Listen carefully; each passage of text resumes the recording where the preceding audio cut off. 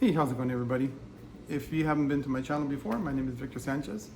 Um, Usually, I'm making videos about Mexico in my house in Mexico, but today I'm here in my house in California.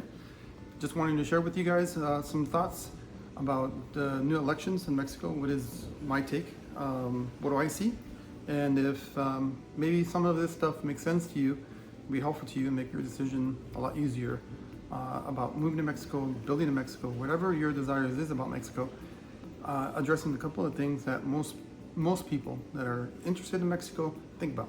Okay, and that's one of them is first of it safety. That's number one. Two is economy, and then the third is medical, because those are the kind of things that you need if you're going to go to Mexico, mostly. Other than that, style of living, I think most people enjoy the style of living in Mexico.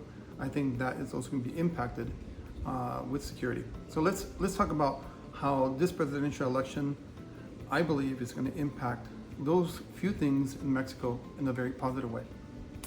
So let's start with one, economy, safety, my apologies.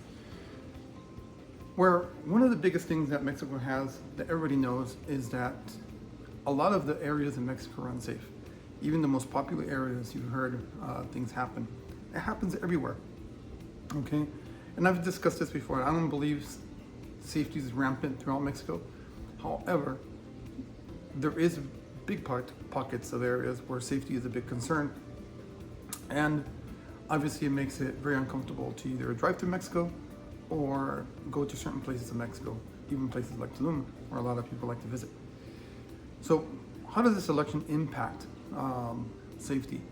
Well, for many that don't follow politics or follow Mexico fully, like I tried to, is trying to understand why things are happening. I want to explain that. So a lot of the times this last president, or the president still here, Lopez Obrador, has been criticized for being lackadaisy or being soft on crime. And there's a couple of reasons why he's been lax. One of them because he wants to address the root cause. Okay, that's the big thing. He doesn't like to go against people when they haven't given the opportunity to change their lives. I get it. Second is that they don't have the capability. A lot of the times the police was so corrupt that the capability of capturing somebody was very difficult. And so they had to prepare the Marines, which now they have, to do so. And then third issue is the judicial system that is corrupt. So the importance of this election in the security issues is that you can address these issues a lot more stronger. So they're already addressing the root causes, trying to develop the nation into a nation that will provide jobs and education to people so they don't have to go into the crime scene. Okay, and then part of this, like I said, it's the security of the police officers.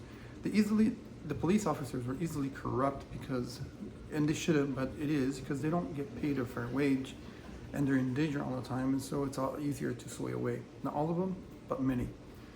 With the proposals that this new presidency and how it's going to work, I'll explain just in a second. The proposals that are coming or have been on the plate, but they haven't been able to pass, is providing the better salary to police officers, life insurance, which they don't have, or if they have, it's very minimal, and then better equipment. What do these things entail?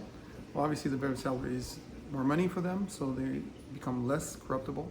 They should be making more money, like a lot of officers here in the United States. Not the same salary, but in comparison to the Mexican economy. Life insurance should be a must, because if they do die, who's going to provide for their families? Who's going to want to risk their lives if they have no chance? And then obviously equipment. They don't have the right equipment to actually do their job correctly, vests and everything that would protect them. Now that's happening at a very slow pace. With this new, and like I said, this is the equipment that they use will have cameras and stuff like that. Those are the proposals that they're trying to do. And so the last thing is the judicial system. One of the things that's very known, and if you don't follow it, you should follow it, is the judicial system is broken. when the Marines, now that the Marines are better equipped than before, 6 years ago, they capture the people who are doing illegal things, and then in a day or two, they're being freed by the justice system. And there's nothing that the president can do because there are different branches of government. And the Constitution didn't allow him to change anything to fix it, unless he became a dictator, which this is not the point. They always want to go through a democratic solution of fixing the issue. So with the new election, one of the things that Mexico gained is through the new presidency, which is Claudia Sheinbaum, they also gained the majority of the House and almost the majority in the Senate. They don't need to have the majority in both, but they have the majority in the House of Representatives. They call those diputados in Mexico, senadores, senators. And so House Representatives. That's huge, because the proposal that this current president Lopez Obrador have placed, he couldn't get it fixed with a simple majority like 50+1, like in the United States. A simple majority is 50+1. For any constitutional change, you need 2/3 of the House or 2/3 of the Senate to make any constitutional changes. Well, they're able to with a coalition that they have with the Partido Verde, which is the Green Party, and Partido de Trabajo, which is the party of workers party, and Morena now, which is, I don't know how to say that in English, but with this new coalition, they have 2/3 of control over the House, which it hasn't happened in a very time in Mexico. But the people of Mexico are fed up of what they see, and they voted for the right amount of House representatives and senators to be able to make these changes. This is great, because with these new laws, basically you can address a lot of the security issues. One of the things that they want to do is, like I said, equip the police officers with salaries, equipment, life insurance. They want to be able to, for the judicial system to be voted in instead of elected, meaning that so it's still in the talks, every 3 or 6 years they have to be voted in by the people of Mexico if you want to be a Supreme Court judge. This keeps the judges honest. I believe it's a really good proposal, because sometimes you're stuck with judges for years and years to come, and they're not doing their job, or they're not going to where the direction of the people is. You can have a judge there for years and years and years with one mindset and not moving with the country. So, terrific move. I think even for Mexico, is even the greatest move that it can do is to try to fix the judicial system. This means that they could catch the people, keep them in prison if they are guilty, obviously. If they're innocent, then that's due process for them, and they can get released if they're innocent. So regarding the safety, I think addressing those issues is huge. The other thing in the proposals, or they call it the Plan C, is to make cobros de plaza. A lot of people are talking about cobros de plaza. Basically, remember the mafia days where they used to go into the stores and say, hey, you need to pay me this amount of money? Well, that's happening in Mexico, a lot of places. So a lot of owners are being charged, even places to live are being charged. But that crime is a misdemeanor, essentially. So it's really not very punishable by law. That's just the way it is in the law.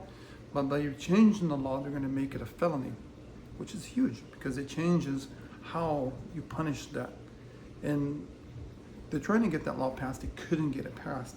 So having all these little things placed under security should make a difference in how Mexico evolves from a unsafe place to a safe place to live. At least this is also my hope, because obviously the people want that change. The new government wants to change, so we're all hopeful. This ain't gonna come without a consequence, without a war of those who are in this. So when you hear these things, don't be alarmed, because no one's gonna wanna give up these kind of things, okay? But the laws and the government has to change first before they can be applied. That's the good news about what's going on. So let's talk about economy. For the Mexican economy, one of the biggest proposals that they have is going from the 45 hours work week to 40 hours. How does this impact Mexico? Why is this even important? It's really known, it's very studied that a less stressful country is a more productive country. And obviously, if you have Tuesdays off, you're going to be spending money. So money does circulate better within 2 days. People are spending more time together. It's a good thing overall. For us that work 40 hours, we would love 32 hours. We wouldn't. But I don't know if you knew that the labor week is not 40 hours in Mexico, it's 45. So a lot of these companies that are coming in from the United States are getting their bang under the butt, but the people in Mexico are not benefiting from it. That's sad. So changing that law will help the Mexican people definitely, and it will help the economy, believe it or not. The last government placed in the law where the minimum wage has to go up slightly higher than the inflation. And you would think that it's going to keep climbing, but it doesn't really affect it like that. So having the minimum wage always just above the inflation keeps people with good livelihoods. What else can impact the country in a positive way? Well, foreign investment is a big thing. Nearshoring is a big thing. And this new president has the same vision of López Obrador to bring nearshoring in the right places, not just bring in companies just because in a place that they shouldn't belong, but in the right places. For example, they talk about like having the beer companies. That's one of the biggest things to export. They can't have that in the north of Mexico because there's not enough water. So they're saying, hey, if you want to come to Mexico and produce, you can produce it in, for example, Chiapas, where they have a lot of water. Produce it over there. Yeah, you have to pay more in transport, but there's enough water there for everybody. Things like strategic things like that I really believe help Mexican economy and Mexican itself. Besides that, the Istmo is already going to be built. The TEMEC is going to be built. It's basically transportation of goods from Mexico all the way to Canada, and transportation from one side of Mexico to the Gulf of Mexico, from the Pacific to the Gulf and to the Gulf Pacific, basically being able to give enough goods to the United States on the eastern side, because eastern United States is much more populated than the West, and they consume a lot more than the West. It might not seem like that, but part of the center of the country is kind of empty. So a lot of focus is on feeding the east of the country, the United States. So building that train that goes across Mexico will help alleviate a little bit of the traffic that's happening in Panama, in the Canal of Panama, which is pretty restricted by the water and how much ships. There's actually more need than there is availability. So it's going to be really helpful for Mexico. One of the things that I mentioned before for Mexico is infrastructure. One of the things that this new president has proposed is infrastructure, roads, trains, more airports, stuff like that is super, super helpful for Mexico's flow of goods within the country. Mexico needs secure transportation, so addressing the security, building the roads will help the flow of goods into actual Mexico. This is huge. Infrastructure, trains and transportation within the cities, towns, all that will build an economy within Mexico. There's other things that she proposes that still haven't been fully conversed about, but I do believe that there's going to be more things coming up in these couple of months where they build strategies to build the economy even stronger. But one of the biggest things that Mexico can do for their economy is educate their intelligent young and older adults to become engineers, to become doctors, to become just students or profession that pays better. So you can grow economy by investing in your own people, by giving them college, basically money to be able to afford colleges and so forth. So they're trying to do that for the young people, and for adults who really want to pursue a career in different avenues. Now, Mexico is going to need a lot of these things because a lot of businesses are coming to Mexico from the United States and all over the world to produce.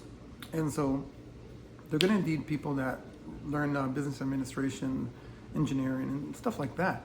So if Mexico invests in these people, it's good for the nation. It's good for the people because these people eventually will buy homes, buy cars, and the economy slowly just develops over time in that way. So we have the idea of what they're going to do in safety. We have an idea of what they're going to do in the economy.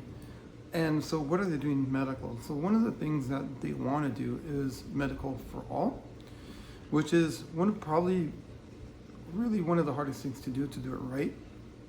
But doctors are not as expensive in the United States, so it's more affordable to be able to offer that. So they still have to develop that. But if you're planning to move to Mexico and you become a resident, you become a citizen, that's going to be a huge benefit to you. Some of the things that I know they're trying to do, but they haven't really passed, is because I think it's only in some places where you can actually use your Social Security in Mexico, which would be a really great benefit for those who want to travel. This is not set in stone. I've only seen it in a couple of places. How they do it, I'm not sure. But they're trying to build more hospitals, which is huge because, for example, where I built my home in Chapala, there's not a major hospital. But in the news plans that I've heard coming up in the next 6 years is they're going to build 2 hospitals. So it's good for the country to have more hospitals and for those who want to move there. So those are the few things that I believe could take effect. I'm not sure of how many of you looked into these things. And one of the things that is being talked about is how this government is socialist, okay? And they want to really panic the people about socialism and how this government is going to be a socialist, it's going to be Venezuela, and it's going to eventually die like Venezuela. Well, it's a different country to begin with, different resources to begin with, different government. It's far more advanced than Venezuela is. And they don't have any style of dictatorship that they do have over there. The other thing is that in the level of socialism that this government is offering, it's not even close to the one that even the United States offers to its people. The welfare program in the United States, Social Security, benefits, Medicare, disability, women that need care, just different social programs that the United States offers, it's much, much greater, even in its proportion to its economy, than Mexico. The fact that Mexico does offer some benefits to adults over 62, 65 years old, and it's about like $200 a month, is a great help for those who live in poverty. They call those social programs. Over here, they call it not only Social Security, but they call it welfare. So if somebody here is poor and they have nothing for themselves, they will offer them welfare, food stamps, money, something to live on. If you really need it, if you really want it. Those are the kind of programs that are existing right now in Mexico. So, talking about Mexico's economy and its growth, we will be able to see Mexico grow, like I said it before, when these riches or these things happen and they're felt on the very ground level of people who are poor. Because it's true. You can't really feel it yet. But they're working on it. And I think there's a future for it. I think eventually, even after these 6 years, it'll take even more time after that. But it's a good building block. It's a good place to start. If you are thinking about Mexico, these are a few things that you can look forward to. This new government, I believe, offers that. Has a good relationship. I believe this new president, which is Claudia Sheinbaum, is a very smart woman that I believe will work with the powers that be it Donald Trump or be it Biden, to make their economy stronger and have the right relationship with United States or with other countries in order to progress. One thing that I could criticize, because it is something that I really struggle with, because when you live in the United States and you travel to Mexico and live in Mexico and want to be in Mexico, immigration is a huge thing. So I do feel that that needs to be under control. You can't have free borders and open borders. The Mexican government right now does very little for it. I understand where they're coming from, but they want to address the root cause of the issue. There has to be a balance between the root cause and actually just allowing everybody to flow in. I think that needs to be fixed, besides other things. So anyhow, guys and girls, hopefully this video helped realize a little bit what's going on with those elections and what Mexico is looking forward to and what this could impact you. So I believe it's a good thing. So if you guys like this video, give me a thumbs up.